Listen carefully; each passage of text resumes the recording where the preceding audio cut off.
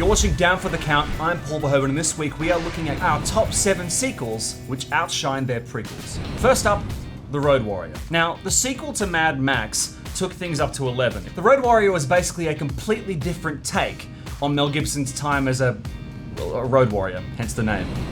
Terminator 2. Now, he said he'd be back, and I think he was legally obliged to come back for a sequel, so T2 remains one of the biggest blockbusters ever, and it has everything you could want in a sequel. It's got Arnie butt naked in a parking lot, it's got a robot with big hooks for hands, Linda Hamilton looking totally ripped, you name it. Evil Dead 2. Now, the first Evil Dead was Sam Raimi's run at a serious and terrifying horror film, but the second movie is basically a hardcore parody of the first movie, and it features Bruce Campbell once again as Ash, forced to cut his hand off and whack on a chainsaw. Toy Story 2. Now, Toy Story was a heartwarming and iconic film, and nobody thought the sequel could live up to expectations. So imagine our surprise when it went to infinity and beyond. Hey, that's a line from the movie!